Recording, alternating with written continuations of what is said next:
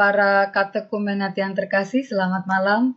Selamat berjumpa kembali di dalam materi kita, Karisma Kepemimpinan di dalam Gereja. Mari kita buka pertemuan malam hari ini dengan berdoa. Dalam nama Bapa dan Putra dan Roh Kudus. Amin. Tuhan adalah gembalaku, takkan kekurangan aku. Ia membaringkan aku di padang yang berumput hijau. Ia membimbing aku ke air yang tenang. Ia menyegarkan jiwaku. Ia menuntun aku di jalan yang benar oleh karena namanya. Sekalipun aku berjalan dalam lembah kekelaman, aku tidak takut bahaya, sebab Engkau besertaku. Gadamu dan tongkatmu itulah yang menghibur aku. Engkau menyediakan hidangan bagiku di hadapan lawanku. Engkau mengurapi kepalaku dengan minyak, pialaku penuh melimpah. Kebaikan dan kemurahan belaka akan mengikuti aku seumur hidupku, dan aku akan diam dalam rumah Tuhan sepanjang masa. Kemuliaan kepada Bapa dan Putra dan Roh Kudus, seperti pada permulaan, sekarang, selalu, dan sepanjang segala abad. Amin. Dalam nama Bapa dan Putra dan Roh Kudus. Amin. Karisma kepemimpinan di dalam gereja. Apa itu karisma? Karisma adalah seseorang yang dianugerahi oleh Allah bakat khusus atau istimewa.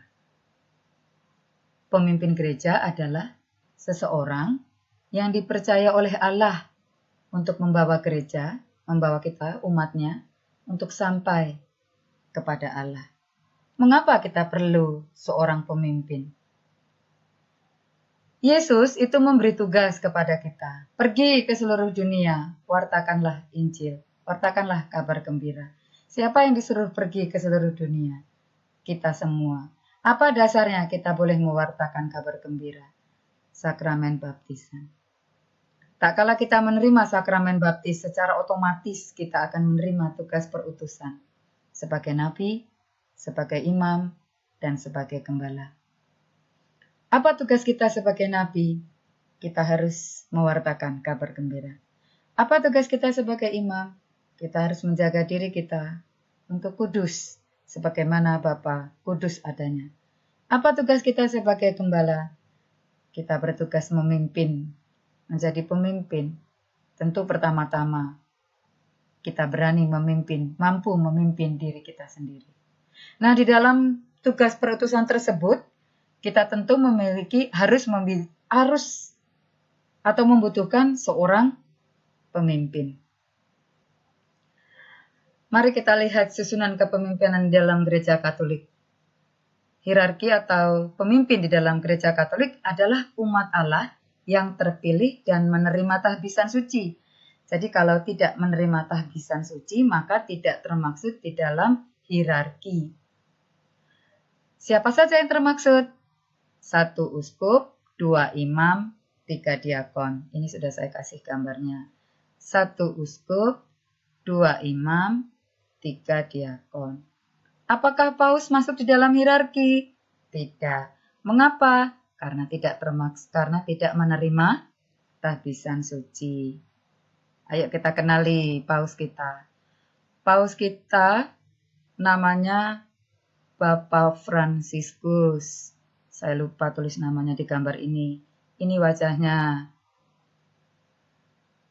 Paus itu adalah uskup kota Roma. Jadi uskup di kota Roma otomatis adalah seorang paus. Paus adalah pengganti Rasul Petrus. Paus adalah pengganti Rasul Petrus. Rasul Petrus adalah paus yang pertama. Bapak Fransiskus yang ada gambarnya ini, paus kita yang sekarang adalah yang ke-266. Rasul Petrus itu dilantik. Kalau paus tidak ditahbiskan ya, dilantik, maka tadi tidak masuk dalam hierarki. Di tahun 36, saya buka Google. Jadi Rasul Petrus menjadi paus itu dilantik di tahun 36. Sedangkan Bapak suci kita, Paus Fransiskus yang ke-266. Paus memiliki keistimewaan yakni menjadi pemimpin tertinggi dari seluruh gereja Katolik. Dalam persekutuan seluruh uskup, Paus bisa mengeluarkan ajaran yang tidak sesat tentang kebenaran iman dan kesusilaan. Itu tentang paus. Mari kita lanjutkan mengenal tentang uskup. Ini uskup kita, Uskup Tanjung Karang. Saya tulis namanya Monsinyur Yohanes Harun Yuwono. Uskup adalah pengganti para rasul. Kalau tadi paus itu adalah pengganti Petrus sebagai pemimpin para rasul, maka para rasul yang 12 zaman dulu itu digantikan oleh para uskup. Apakah masih 12? Tentu tidak, uskup sudah banyak banget. Tidak cuma 12 seperti para rasul di bawah kepemimpinan Santo Petrus. Uskup adalah pemimpin gereja setempat dan wilayahnya disebut keuskupan. Nama keuskupan kita adalah Keuskupan Tanjung Karang. Sering juga disebut sebagai gereja partikular. Uskup menerima tahbisan penuh dari uskup yang ditunjuk. Ditunjuk oleh siapa? Ditunjuk oleh paus. Apakah uskup boleh dilantik boleh menerima tahbisan dari paus? Boleh jika memungkinkan, karena tugas paus tentu begitu banyak. Maka seringkali tahbisan seorang uskup itu diberikan oleh uskup yang ditunjuk. Uskup menjadi pemimpin gereja universal dalam kesatuannya dengan uskup seluruh dunia. Seorang uskup dipilih langsung oleh paus. Itu uskup. Paus sudah, uskup sudah. Mari kita lanjutkan ke imam. Imam atau pastor, kita lebih kenal dengan romo, itu adalah jemaat umat Allah, pria. Maka seorang perempuan tidak mungkin menjadi seorang imam yang menerima tahbisan dari tangan uskup. Imam adalah jemaat atau umat Allah yang menerima tahbisan dari tangan uskup.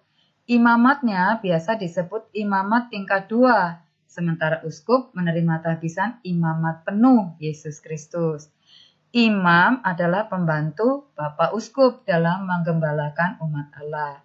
Tugas imam adalah mewartakan Injil, menggembalakan umat beriman, dan merayakan ibadat ilahi atau memberikan sakramen-sakramen. Ayo, siapa imam kita? Imam Teluk Betung atau Romo di Teluk Betung adalah Romo Apolonius Basuki. Tadi kita lihat di gambar atas. Ini silahkan perkenalan. Itu Imam Teluk Betung. Kemudian yang terakhir dari hierarki adalah diakon. Diakon adalah tingkatan hierarki yang terakhir yang ditahbiskan dengan penumpangan tangan. Bukan untuk imamat, melainkan untuk pelayanan. Sebagai hierarki, diakon mengambil sebagian tugas kepemimpinan gereja. Mengambil sebagian, tolong ini dipahami, sebagian. Maka dari 7 sakramen, seorang diakon hanya boleh melayani sakramen baptis dan perkawinan. Hanya 2 ini yang bisa dilayani oleh seorang diakon, baptis dan perkawinan. Jadi kalau mau mengaku dosa, mau perminyakan, itu kita tidak bisa dilayani oleh seorang diakon, tetap harus oleh seorang pastor atau imam atau romo. Jadi sekali lagi, kalau seorang diakon itu boleh memberikan sakramen perkawinan. Jadi jangan kalau orang mau menikah harus oleh seorang imam, tidak. Seorang diakon sudah boleh memberkati perkawinan. Itu yang menerima, pemimpin yang menerima tahbisan atau yang masuk di dalam jajaran hierarki. Balik lagi, ada sesuatu yang ketinggalan. Apakah di dalam lingkungan kita, orang-orang terdekat kita, atau diri kita sendiri di kelas ini, ada yang ingin menjadi seorang imam? Jika ada, maka kalau misalnya sekarang terasa ada bibit panggilan tersebut, tetapi sudah terlanjur kuliah, bahkan sudah terlanjur bekerja, tetap masih diperkenankan. Jadi untuk masuk memenuhi panggilan diri untuk menjadi seorang imam, jika dulu sekolahnya SMA atau SMU, bukan seminari menengah, maka ambil 1 tahun persiapan. Setelah selesai, masuk ke dalam TOR. tahun orientasi rohani 1 tahun. Setelah selesai dari TOR 1 tahun, kuliah filsafat 4 tahun. 5 tahun ya, sudah ya. 5 tahun dengan persiapan tadi di awal, kalau bukan dari seminari menengah setahun, jadi sudah 6 tahun. Lulus kuliah filsafat 4 tahun itu masuk top 1 tahun, maka 7 tahun. Selesai top, kuliah lagi 2 tahun untuk teologi, maka 9 tahun. Dari kuliah teologi baru ditahbiskan diakon. Ini tadi, kalau sudah diakon itu sudah tinggal menunggu saja untuk waktu ditahbiskan menjadi seorang imam. Jadi kurang lebih 9-10 tahun untuk menjadi seorang imam. Silahkan jika di kelas ini ada yang menemukan bibit panggilan menjadi imam. Kurang lebih seperti itulah gambarannya. Kemudian ini ada catatan tambahan. 3 nasihat Injili. Dalam gereja Katolik dikenal dengan 3 nasihat Injili, yakni miskin, taat, selibat, sebagai salah satu jalan untuk menuju kekudusan. Karena kita tadi diundang di atas untuk menjadi kudus. Yang kedua tadi imam. Tadi di atas. Sebentar. Nabi, imam, dan gembala. Kita selalu diundang untuk menjadi kudus. Maka ini ada 3 nasihat Injili untuk menuju kekudusan tersebut, yakni miskin, taat, selibat. Setiap orang beriman dipanggil untuk menghayati ketiga nasihat Injili ini agar mencapai kekudusan hidup. Jadi 3 nasihat Injili ini bukan hanya untuk seorang imam, tetapi untuk kita semua. Kita semua orang beriman dipanggil untuk menghayati, tetapi mereka secara radikal, secara lebih kuat dibandingkan dengan kita yang umat biasa yang awam. Biarawan atau biarawati adalah umat beriman yang mempersembahkan diri dalam hidup komunitas untuk menghayati ketika nasihat Injili secara radikal. Mereka biasanya mengikrarkan kaul, kemiskinan, ketaatan, dan kemurnian. Biarawan atau biarawati antara lain suster dan bruder. Kemudian catatan tambahan lagi, kardinal ini juga tidak termaksud di dalam hierarki. Kardinal adalah orang-orang yang secara khusus dipilih oleh paus yang memilih untuk menjadi penasehat paus. Kardinal sering juga dikenal sebagai pangeran gereja. Mereka berhak untuk dipilih dan memilih paus. Di Indonesia saat ini ada 1 kardinal, yaitu Kardinal Ignatius Soeharyo, Uskup Agung Jakarta. Itu para katekumenet yang terkasih, materi kita malam hari ini. Maka tugasnya silahkan dicatat. Kemudian seperti biasa, di-sharekan. Japri boleh via WA, seperti yang kemarin tugas Allah yang Maha Murah. Pertanyaan reflektifnya, 1, mengapa dalam gereja diperlukan pemimpin dan apa peranannya? 2, apa bedanya pemimpin yang melayani dan pemimpin yang menguasai? 3, apa kekhasan hidup para bruder dan suster. Semuanya sudah kita bahas tadi dan saya rasa cukup jelas. Di pertemuan kita yang kemarin, di kelas yang Allah yang Maha Murah, ada beberapa orang yang belum share tugas. Dan spesial terima kasih buat yang sudah share pengalaman pribadi bersama Allah yang Murah Hati, sungguh luar biasa.